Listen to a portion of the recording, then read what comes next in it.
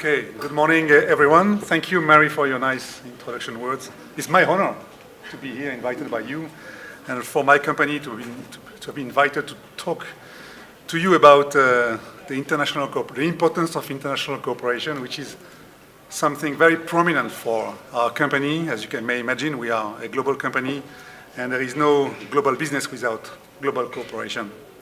So I'm going to go through this topic with you and try to share with you some insights regarding this topic in our company.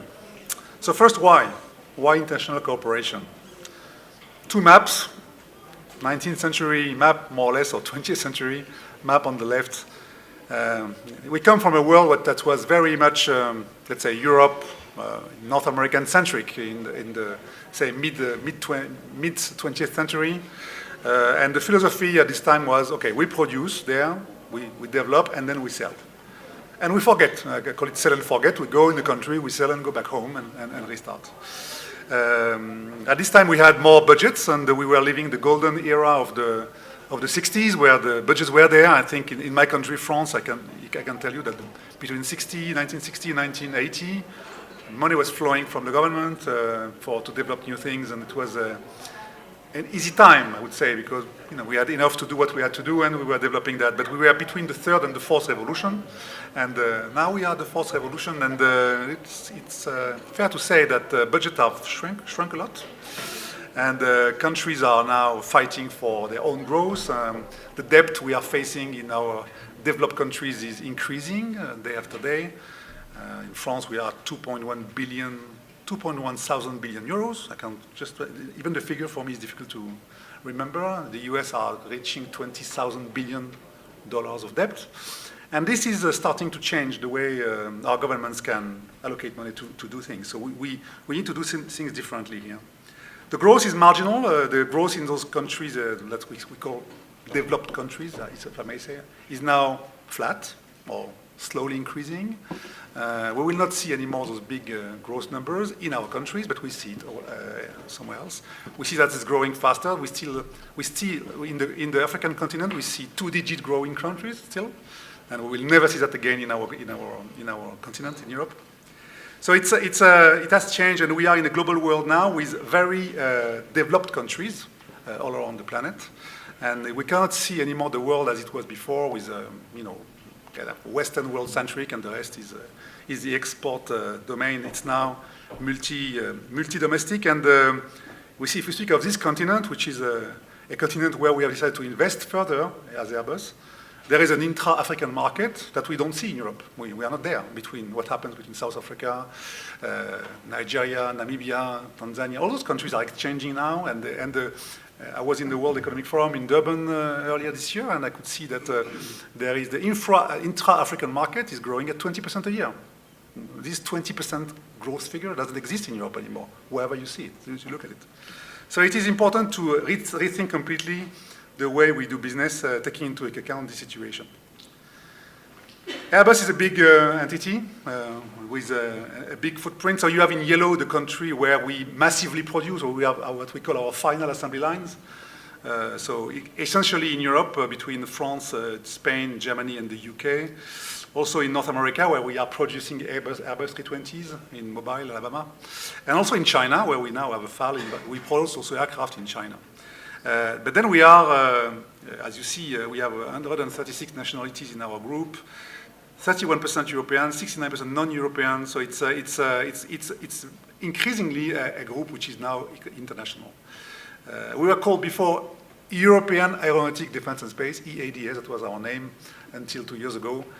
We changed name to call it Airbus. Airbus is a brand, a very well-known brand, and honestly, although I'm a European, I'm a truly European, I didn't like this European Aeronautic Defense and Space. It's not European, it's worldwide, and we need to think worldwide on this group. So that's a change in our thinking going forward. If I look at Africa, that is a situation we will have next year. It's not the situation we have today. Honestly, I want to be honest with you. I'm in Africa here, and I respect you too much not to say you the truth. 3 or 5 years ago in this company, Africa was seen as an interesting continent to look at, selling some airplanes here in South African Airways and some others, but beside that, nothing. We managed to convince the group that the growth being what it is, the fact that in 10 to 15 years from now, there will be 1.5 billion people in Africa, 80% of them living in cities, makes Africa a territory of growth for our company by far, but forget about doing export from Europe for this. This will not work. So we have to see Africa as a home country for us. Either we become Africans or we won't be there. That's exactly what we have developed. So last year, we decided to invest in the continent, and we were already present in Cairo, in Egypt, and in Johannesburg. We've already been there. We have a helicopter maintenance facility here in this city, and we are going from that. But we decided to open in Algiers, in Abuja, in Addis Ababa, and in Nairobi. And why in those countries? Because these are the countries where we think the growth will start from, and we'll do business from these offices around those countries. So we keep South Africa as our main hub for the South Cone. We think this is where it will be. And why? Because we see South Africa as the most developed country in this area and where the skills are there for us to grow. We need skills as well, and we find skills over there. So we will develop our business in the South Cone of Africa from Johannesburg and from South Africa. So that's where we are today in this footprint. So what do we do in South Africa? Because we are not just starting now. We've been there for long. What you see in the center is our best military aircraft, the A400M, which is the most evolved aircraft in this category. What you see in blue in this picture is what is done in South Africa. So we are cooperating with Denel, and Denel is producing for us a very important piece of equipment here for this aircraft, which is the most advanced military aircraft in the world. We don't face any competition, although some of our competitors say the contrary, but we think we don't face competition yet on this aircraft, given its range and its capabilities. So we will develop this further. We also have new projects. We think based on this experience we have with South Africa, which is excellent because the equipment we receive from this country are very high quality. We want to do more, and we want to transform our portfolio, adding into it equipment and solutions that come from this country. So we are thinking of taking a frame of an aircraft and then continue to develop it here in this country to add into it equipment that we don't find. We don't even find them in Europe. And sell those aircraft that are modified in South Africa to the export market. We also cooperate with academia because it's absolutely key for us. There is no development that you can foresee with high return without starting to invest in the skills and the people that are going to do that. So we are cooperating with the University of Cape Town. That's ongoing. We are cooperating with SANSA. We have this innovation challenge, and SANSA has been our partner for long in space, and we have a ground station here in this country receiving our satellites, observation satellites. We look forward to expanding this relationship and also develop satellites together with SANSA on a cooperative way. We have given up thinking that we could sell satellites that are 100% built in Europe to South Africa. Doesn't make sense. We want South Africa to become a space country, and a space country must have sovereignty. We want to cooperate with you and develop it further. And last is this Airbus Biz Lab. We have a business lab where we invest in startup at the beginning of their life, and we are starting to invest in South African startups to prepare the future. And it's investment we do without immediate return. We agree that we have to invest, and probably we will not see return in next year, but in the long run. But it makes sense for us to do that. Our industry is not a short-term industry. When you develop a new aircraft, a new launcher, a new satellite, it's a 20 years program. And that's a problem we're facing. A 20 years program needs 20 years of stability to be efficient. And who can say that we will have for sure 20 years stability ahead of us? We can't say it in Europe. You see what's happening in Spain at the moment. We see what's happening also in France last year, and what's happening in this country as well. Stability now is not part of our life. We have to survive in an unstable world and develop stable programs. That's something that's extremely difficult to achieve in the long run. And it can work even if it's unstable outside if we have strong cooperation link with sound bodies that have the expertise. And definitely CSIR is one of those partners we want to develop further in the future. What we plan on doing long term, so you have here the CSIR organization, and you see the topics between DPSS, Merca Institute, Material Science and Manufacturing, and Built Environment. What is green is what we do together already. So we cooperate on cybersecurity. And cybersecurity is not flying, because our motto 4 years ago was we make it fly. Sure, we make it fly, but we want to make it fly safe. So it means that we need to cyber-secure our products. So cybersecurity is a strong investment we have done. We have 600 people that are working in there, protecting ourselves, because I think we can be proud of saying that we are the most attacked company in the world, one of the most attacked companies, because we have secrets to steal. But we have seen in CSIR excellent competences in this domain, and we understand that CSIR is the flagship of cybersecurity for this country. So it makes a lot of sense for us to cooperate. Same for Multi-Intelligence Technology Integration Center. We work together on that. SAR imagery. We work in materials science and manufacturing and titanium powder and 3D printing together with CSIR. And in built environment on elevation models. But there are also many projects we want to develop further with CSIR, and you see them they are still red. The tick is red, it's not because it's a bad project. They're red because it's not developed yet. And we look forward to developing them on maritime security and optical imagery, where we think there is a lot to do here. 3D printing, aeronautic guarantee, space communication systems. All of these things are important. Border safeguarding, border security is something we do extensively worldwide, and we have seen excellent work also done in CSIR in radars for border security. We look forward to developing joint projects here in this country and also export together. So we see that as there are many, many topics. We will not do all of these topics at the same time because we need time to do those things.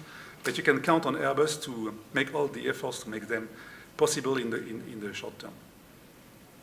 Then human skills, because all this is nice. Technology is easy, I would say. Technology exists. What is missing very often is human skills.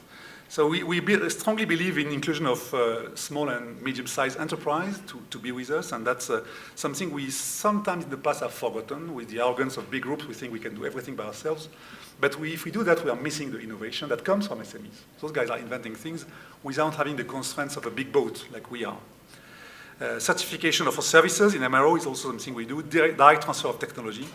This goes together with the vocational training that helps this. EU support in academic bourses that we are getting for students here, and building up high-level engineering skills. So all this goes together to build cooperative program with local industry to serve CSIR and its clients, Armed Corps and South African Air Force, which is our main customer here for defense.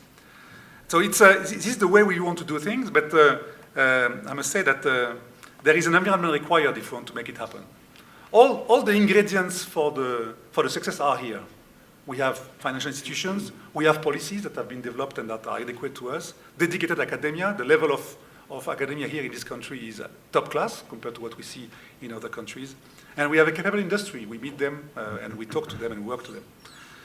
We have best training and executive education in this country. I think we see that. Our cooperation with the University of Cape Town and other universities, Port Elizabeth, are revealing to be extremely powerful. And basically, with a different mindset than the one we have in Europe, so it's very rich to cooperate with them as a complement to what we do in Europe. But if there is no project to make it happen, all this is just waste investment. And we need project, we need the development, and we need the investment from this government here and from also other governments to make it happen. And that's my fear today, because we see a lot of ideas, we see a lot of development ideas, cooperation, the partnership, but if we don't enter into realizations, strong realizations, with investment, it is risky. What we can do together is also to come with, let's say, creative financing ideas. There are many financing organizations that will be interested to be with us, but you need to get the interest of a financing body to guarantee a kind of a long-term view on the use of those technologies. So it's also a relationship with the government that will make it happen. Conclusion, in short, healthy defense and space sector contributes largely to GDP through high-tech jobs and export. What we say in my country is that when you invest €1 in aerospace and defense, you get two euros in return, financing SMEs. So it's rewarding. This investment is fine. And honestly, what the investment bodies are looking for is good project. And they believe in our sector, so we can go for it. South Africa has definitely all prerequisites to remain a top player. And also to play a role in this continent. I think what you do here in CSIR is a model for other countries, and we really think that in defense and aerospace, we can do more from these relations. So we look forward to doing this together, and we look forward to convincing the potential partners to be with us in investment venture that will go into products, real products that we can develop together. Focus on niche and key technologies, including export, is really key. I think you have excellent products here in this country that you must develop further, because investing in those ones, you are going to be better and win against competition. And the cooperation between CSIR, the industry, us in Europe, together with financing partners, is certainly the best soup we can steer together to make success between us. So I'm completely 100% focused into this, and I look forward to seeing the result of these efforts together with CSIR in the short term. Thank you very much.